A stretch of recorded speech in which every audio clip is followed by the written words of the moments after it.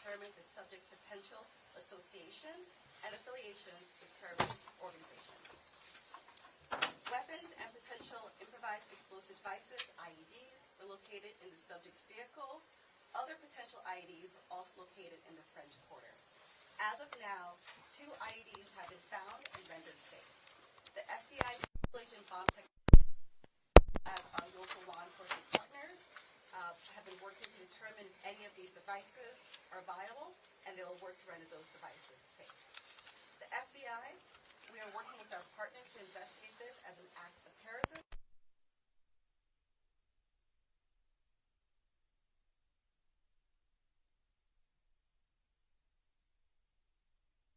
I believe that Jabbar was solely responsible. We are aggressively running down every lead, including those of his known associates.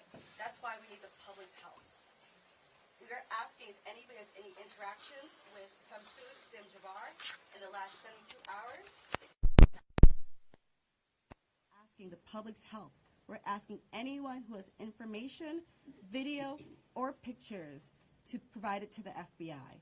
We have set up a digital tip line as well as our 1-800 number, 1-800-CALL-FBI. Please provide us with any information that can assist us in this investigation. Once again, thank you for your patience and assistance. For an updated statements or information, please check the FBI's website and our social media accounts. I will now turn over to Mayor Cantrell. Thank you. Thank you very much.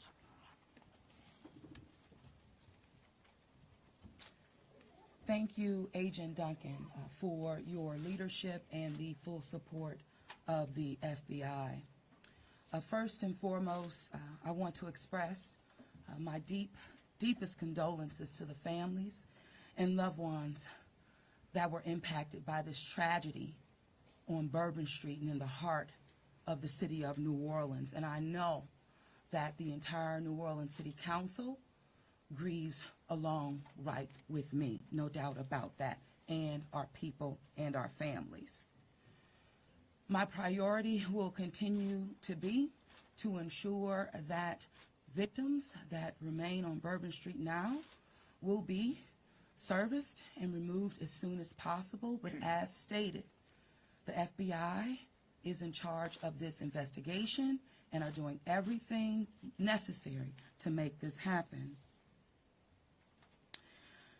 I also want to acknowledge hearing from President Biden, all of our federal partners, but most importantly, calling Governor Landry this morning, responded with haste, and we do say thank you. And of course, a demonstration of a unified support is right here in this room. Collectively responded to this tragedy in the city of New Orleans. The mission now is to facilitate, support, and coordinate safety procedures to keep our residents and our visitors safe. I've gone to the hospital along with Chief Kirkpatrick to visit our police officers, and considering their injuries, they're doing well. As I mentioned, this investigation is ongoing, and the FBI remains the lead in the investigation. It is an active crime scene as well. We are committed, no doubt, to uncovering all details surrounding this tragedy. And we're taking every necessary step to put even more safety procedures in place, especially given the nature of the investigation. I'm going to ask people to do not go around our secured area if there is no essential need to do so. It matters, and again, it is an active crime scene. I also want you all to know that the Greater New Orleans Foundation has set up a fund to assist victims, and that information will be provided to you. Thank you, Ganoff. Again, I want to thank this unified team. We're leaning in. We will be relentless, and we will do everything that it takes to render real justice. This team will. I want to also just thank our citizens for your heartfelt prayers, New Orleans is a world-class city, and I can say that I've heard from world leaders all this morning and up until now, in addition to my brother and sister mayors across this country. They're calling, they're responding, and they're standing with the city of New Orleans. And what they always say and want me to reiterate, they understand the resilience of this community. And we're strong in that regard, and I will say second to none. So with that, I'm going to turn it over to our governor, and as I mentioned, who has not wavered any in leaning in, providing the necessary support, and standing right here with me. And I say thank you, Governor. And I know the First Lady is standing with us as well. Thank you, Madam Mayor. Thank you. Again, I want to thank the mayor. Since about 3:45 this morning, when she called me, we have all been working just around the clock to both secure the city and to solve this act. You know, again, I want to reiterate that our prayers go out with all of those who have been affected by this tragedy. I want to thank our law enforcement officers. I want to thank our medical personnel. I want to thank our first responders. And most importantly, I want to thank the two New Orleans police officers who not only laid their life on the line, but were able to eliminate the threat this morning. Let me say, we have made public safety a state priority from day one. And I think that if you look around me today, right now, and you look at the people who are standing around, that is their commitment as well. We intend to be transparent in assessing any defects that may have existed in the system so that we can address it. It's the only way to ensure that any mistakes that were made are corrected. Specifically, we have been trying and working very diligently to address security concerns in preparation for the Super Bowl since October. And it's interesting because, ironically, in preparation for the Super Bowl, I had intended to issue an emergency declaration tomorrow so that we could bring all of our federal, state, and local agencies to bear in preparation for the Super Bowl and Mardi Gras. But because of the events today, I have amended that emergency declaration and issued it today. So again, that declaration will allow our federal, state, and local partners to bring all of the resources necessary to get this city safe. In light of that executive order, I have also ordered the mobilization of a military police company. I've asked General Freelou to mobilize a military police company to assist both New Orleans Police and LSP and the FBI. It is important for our citizens and guests of this state to know that we are doing everything we can to secure their safety in this city. We want to make it clear the Superdome and the surrounding area is safe. But I've always said that the safety of this entire city is something that is always paramount to me. With that, I would like to turn it over to Jeff with the Super Bowl. Jeff Dunley. Thank you very much.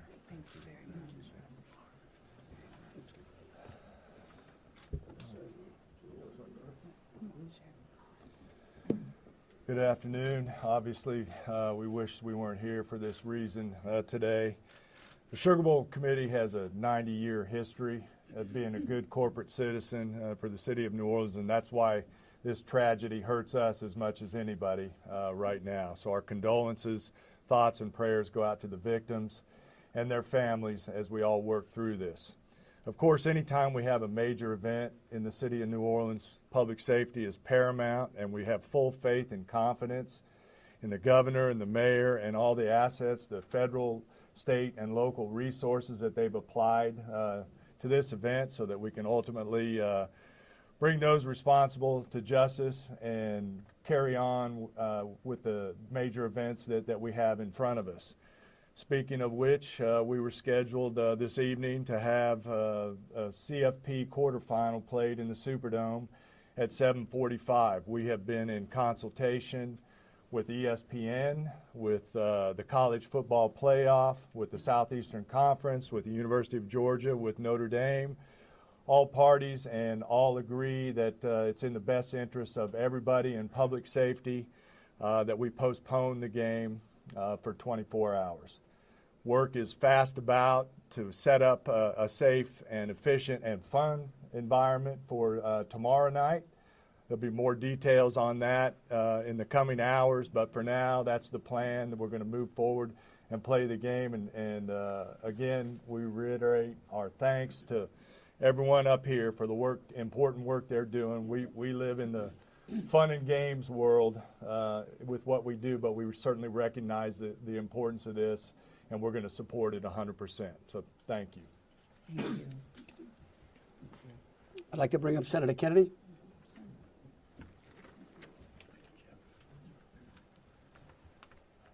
I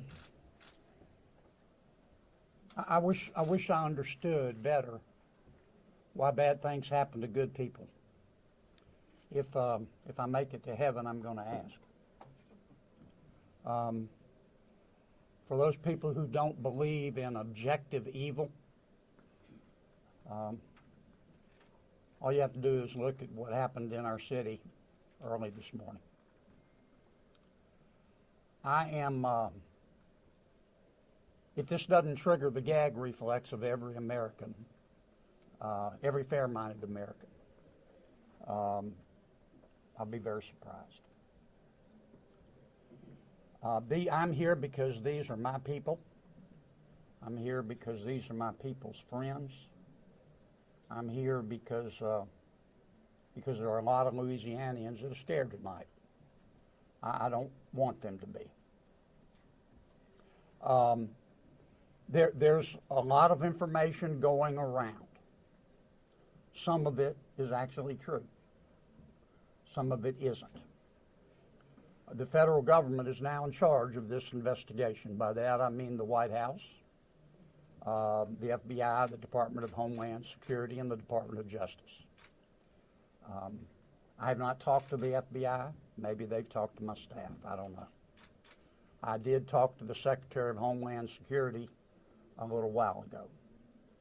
And I told him that with all the respect I could muster, that we expect to put the full force and resources of the federal government behind this investigation. Our state troopers, our local police departments, our sheriffs, we've got many sheriffs here today, have been terrific so far. The federal government is cooperating with them. I hope that will continue. Here's what I want to ask from the federal government. Catch these people. Catch these people. And then tell the American people the truth. Now, I don't want you to tell us yet anything that's going to interfere with your investigation. And there are things that I've been told that I think are true that I'm not sharing with you today because it could interfere with their investigation. But after we get to the bottom of this, they need to tell the American people the truth, and the people of New Orleans the truth, and the people of America the truth. I think the mayor and the governor are very wise to postpone this ball game for 24 hours. There's just too much stuff we don't know, and it's just not worth it.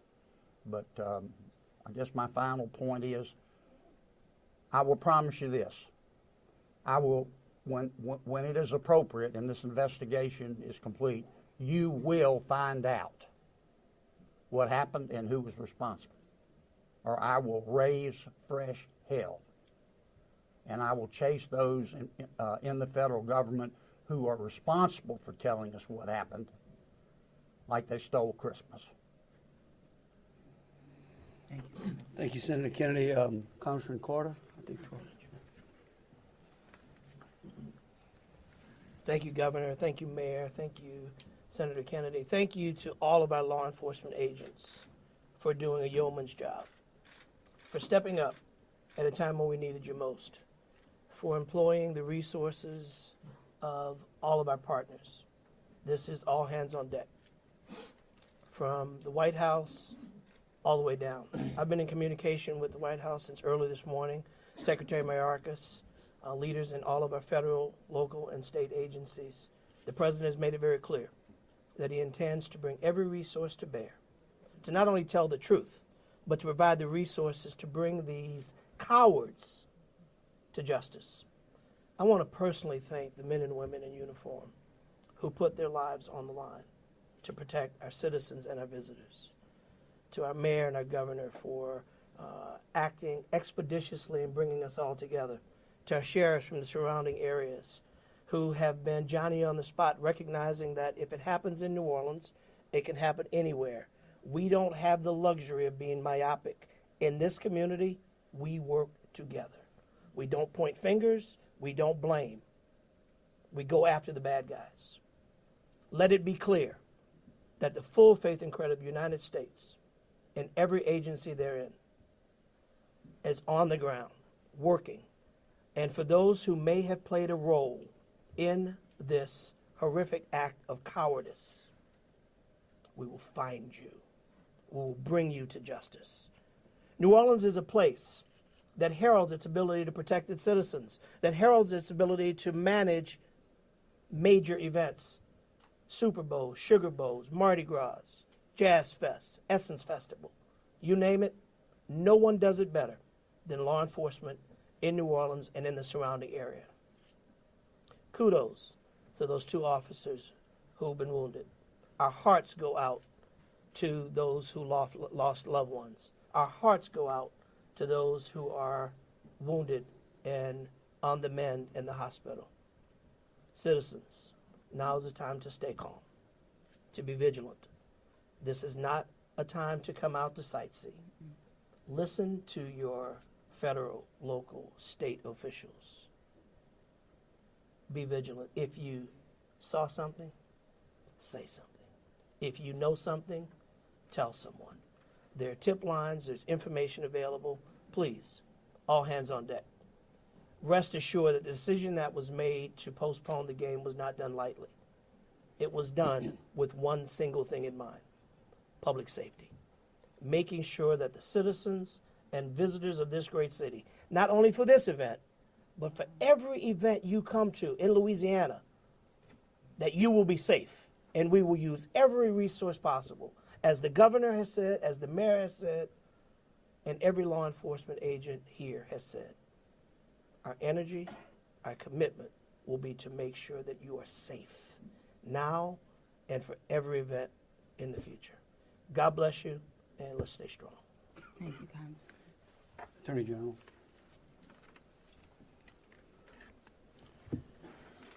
I first want to extend my sincerest condolences to the families of the victims. Parents got a phone call last night, early this morning, that no parent ever wants to receive. And as a parent of children who come to New Orleans and spend time here, I know that that is just something that, you know, we hold our breath sometimes till they're home safe, and some people did not come home safe. And we also have some people who are fighting for their lives right now in the hospital. So I'd ask everyone to pray for them. They need our support and they need our prayers. This was a heinous act, a heinous, cowardly act, and we will find them and we will bring them to justice. My office will be providing both investigative and prosecutorial support to the City of New Orleans, to the District Attorney, Jason Williams in New Orleans, as I have done for months. We will continue to do that. We will provide the governor with whatever support that he needs, and the Governor's Office of Homeland Security, whatever support that they need. I'll be here to help. I will be here to stand with the City of New Orleans. We will bring them to justice. Thank you. Thank you. Thank you, Governor. Thank you, Governor and Madam Mayor. For those who do not know me, my name is Ann Kirkpatrick. I'm the Chief of Police of New Orleans. My official title is Superintendent, but my role is as Chief of Police. You know, you've heard some of the details today, and over the last 24 hours, we had approximately 400 officers in the French Quarter. And as we know, this is not just an act of terrorism. This is evil.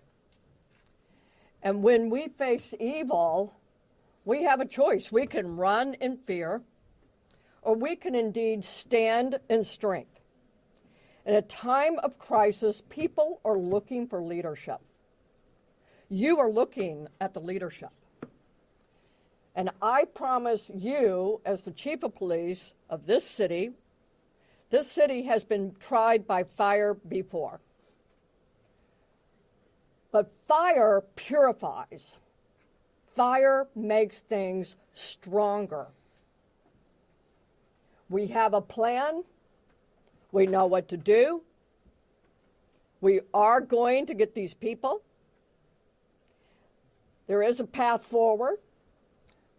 Very pleased that we will be back to having a wonderful game tomorrow night.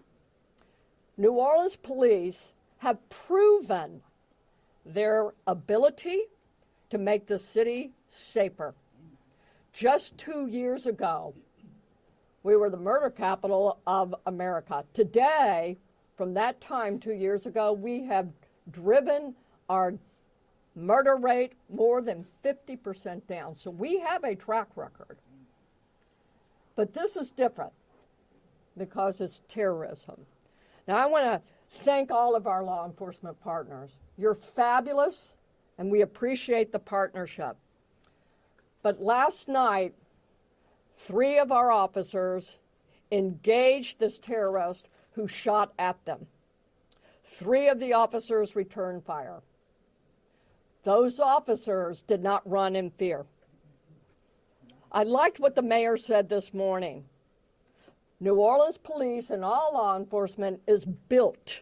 We are built for dealing with evil, with things that would cause others to be in fear, but instead our officers, and last night NOPD particular, stood strong. They did not run. They did kill the terrorist. We have 2 officers indeed who received gunfire. They will be okay. We have personally gone to see them. But this is leadership for you. And I promise, as the chief of police of this fantastic city, that I will be strong and firm and fearless. Thank you.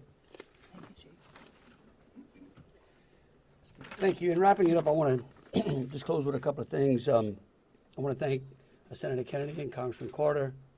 I want to thank again all of our law enforcement officers out there. I want the families of the victims to know that I will be issuing an executive order that tomorrow, when Notre Dame plays Georgia, every flag of every state building in this state is going to be at half-mast. In remembrance of them, but remembering something else. That fear in this state is a liar. And these folks right here are going to make sure that justice is served. And for the citizens out there that were thinking, well, man, do I really want to go to the Sugar Bowl tomorrow? I tell you one thing, your governor's going to be there. That is proof, believe you me, that that facility in this city is safer today than it was yesterday.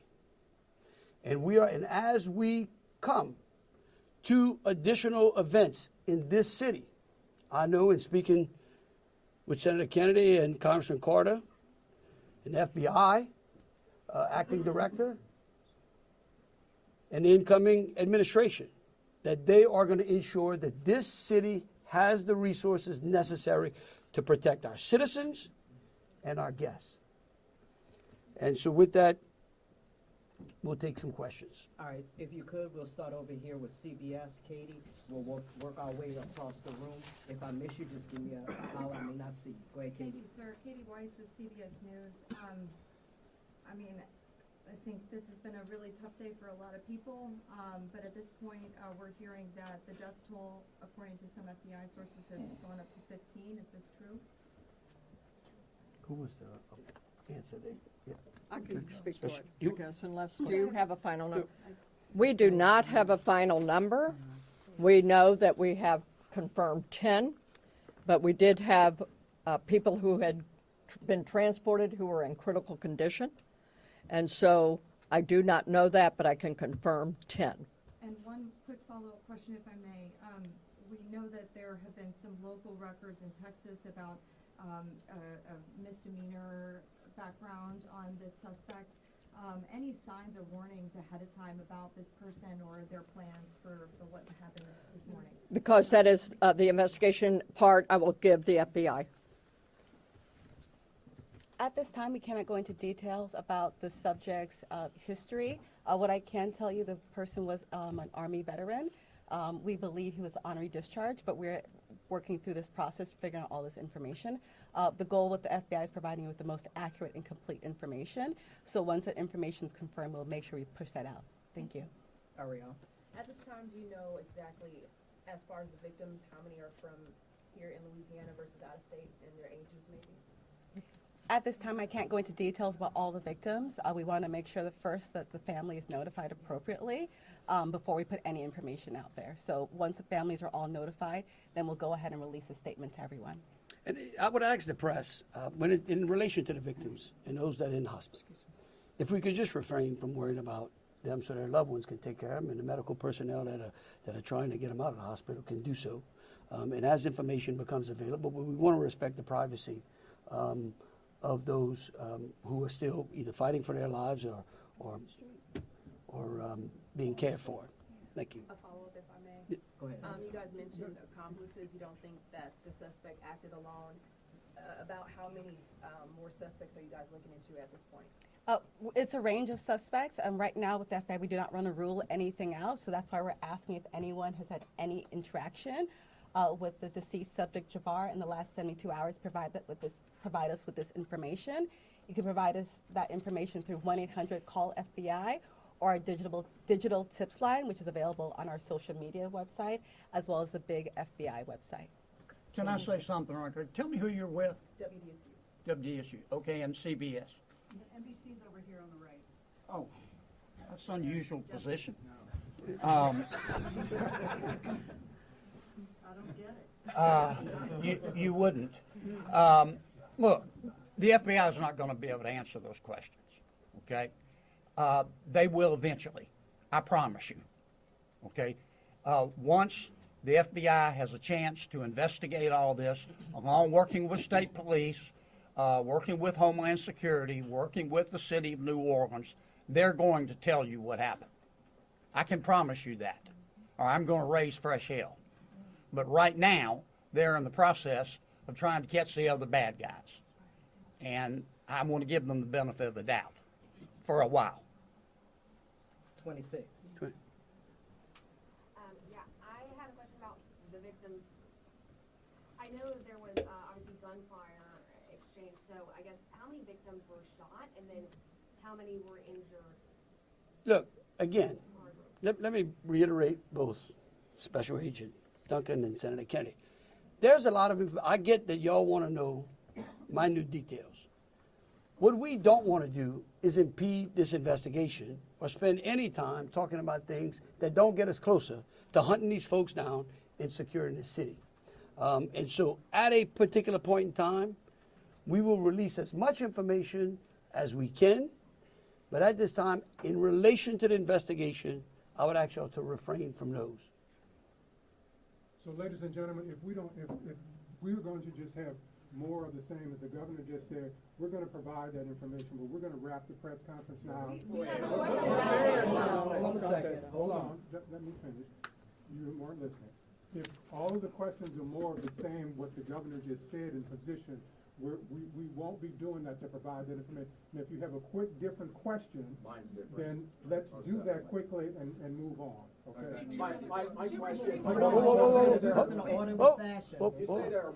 Ma'am. Hold on, sir. Hold on.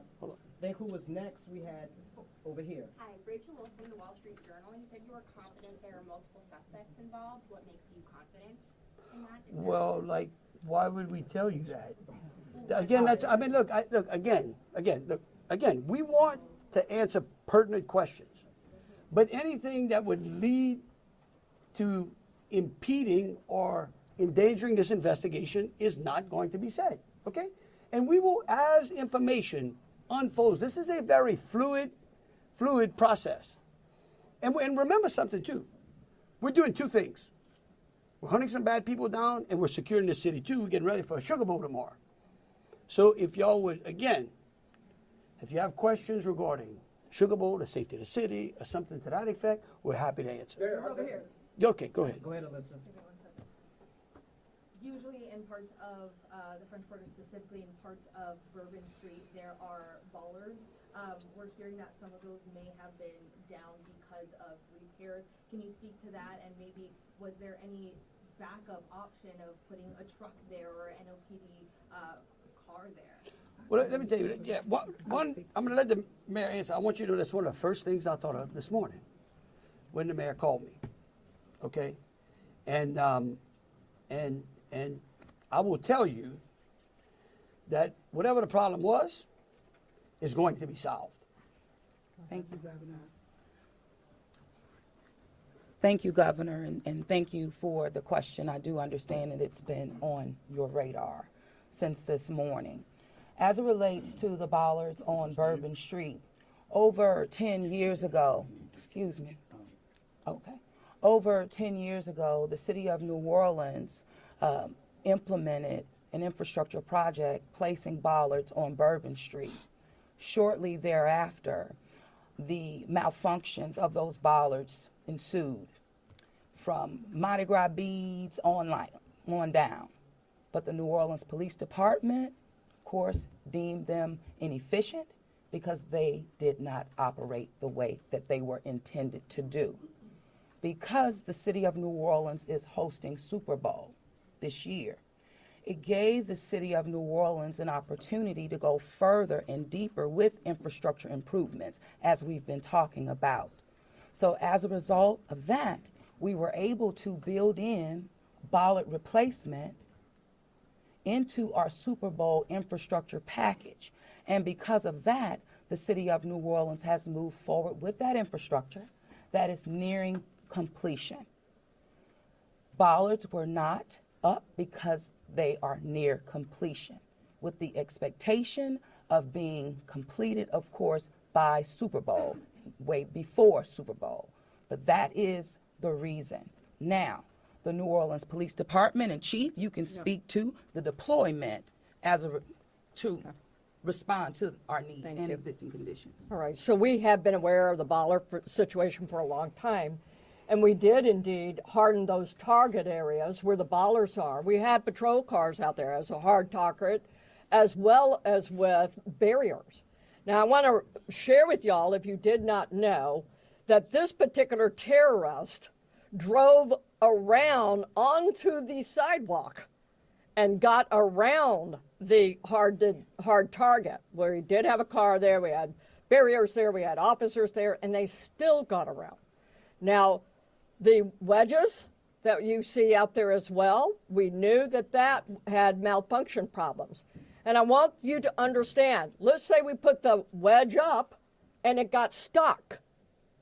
There is no way that ambulance could get in or out, people couldn't get in and out, so we knew that these were malfunction.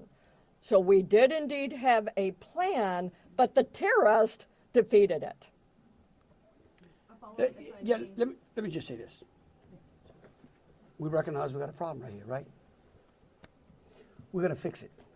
It is going to be a top priority as we go into the Super Bowl in Mardi Gras. And the solution that we're going to come up with is going to be a permanent one. It's going to be placed into the standard operating procedure of having major events and securing that quarter. A follow-up, if I may. Obviously, Super Bowl postponed till tomorrow, but I'm sure after that game, a lot of people are going to want to celebrate. Are there plans to keep Bourbon Street closed? What does that look like? So right now, Bourbon Street is an active crime scene. and the FBI is in charge of it.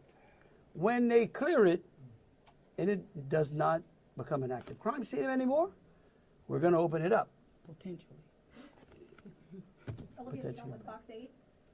Can we ask about this military police presence that you want to call it? Is this a private security like Blackwater? Also, would that be a first that a private security firm is mobilized to supplement local and state law enforcement? No. We're not. This is our National Guard.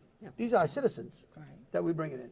It's a military police company that we recognize we need some more resources. We need some more boots on the ground because, again, what we're doing now is twofold. We've got an active investigation and we've got enhanced security. Before this event, we were just enhancing and working on security. So we brought some additional resources. Jesse Kirsch with NBC News. Thank you for holding this press briefing. I just want to clarify something first. You were just talking about bollards that are being repaired, talk about a lift gate that are replaced and then a lift gate that's not been working. Was there a vehicle in place of that lift gate last night? Were there things in place of those bollards which are being repaired? Sure, the chief spoke to the plan in place, and that is yes. That was indeed. So anything that is currently in the midst of being repaired had a backup replacement? It had vehicles and officers were there where all of those ballasts have been. We had that, we knew, so we did have it. And like I said, in this particular case, terrorists just went all the way around up onto the sidewalk. And what about for the lift gate? Was there a vehicle like backing in and out to block that lift gate area, or was that just down and open? That's what we've heard from witnesses. Captain, the reason I'm calling the captain, he's the captain over that district, and that is a question I'm going to let him address for you. Good evening, everybody. I'm Captain LaJean Roberts of the 8th District. Yes, we did have a vehicle strategically placed right in front of the wedge, preventing access onto the roadway. And in terms of the framework of security that was already in place on Bourbon Street, I know this is an ongoing project of improvement, but with how that was all aligned, was someone getting up on a sidewalk considered impossible or nearly impossible, or was this not something you expected you would have to account for? Of course, it wasn't something we expected to account for. The bollards they're actually wedges. They're strategically placed 5 locations throughout the French Quarter on the roadway. This particular terrorist drove onto the sidewalk behind the police car to gain access to the 100 block of Bourbon Street. So if you're worried about someone ever driving down Bourbon Street, why weren't you worried about someone driving up the sidewalk in the same way, or at least bracing for you the same way? Okay. Yes. All right, look. We could go on what ifs forever. This is evil. And that guy could have easily gone down the sidewalk of Canal Street, where there were a ton of pedestrians on there as well. And there are. That's right. No, right. Right. Hold on a But- second. We gotta But move on. just want you to know, however, we recognize, I said earlier, that where there are defects in this system, we are going to be transparent and we are going to address them with the city and make sure that we fill those gaps as best we can. Yeah. Chelsea Brazen with Axios. I have a question just about sort of ongoing public safety today. Special Agent mentioned 2 possible IEDs. Were those in the same location? Should residents in the French Quarter or elsewhere be concerned about potential other situations? The 2 IEDs, they were in different locations, and what we've done in conjunction with our local and state partners, we've gone through and done a sweep to identify anything that we thought was suspicious, and we have not. However, as I said before, if the public sees something, please reach out to us, so that way we can go through and verify that we did not miss anything. But we conducted initial sweeps, I think, starting shortly after our initial So I'm going to thank you, conference. Agent. I do want to share that we have a plan, and we have been implementing that plan. One of those plans is that we have swept all of these areas. The word swept means we have put officers out there as a grid, walking down the streets, every street in the French Quarter, looking for suspicious packages, bags, ice chests, you name it. And they have been walking it as a grid.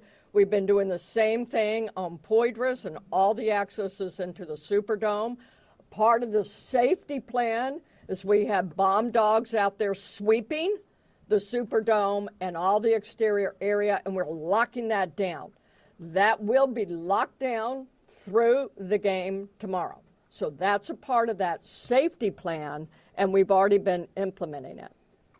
Okay, thank you all for Yep. coming out. Question back here for the governor on the MPs. How many MPs will be deployed to New Orleans? Right now, there's I think it's General Freelo, 100? 100. 100, yep. All right, thank you all so much. Thank you. What gives you the confidence tomorrow night it'll be safe? Right. I'm gonna be there. Me too. Yeah, we're gonna be there. I know.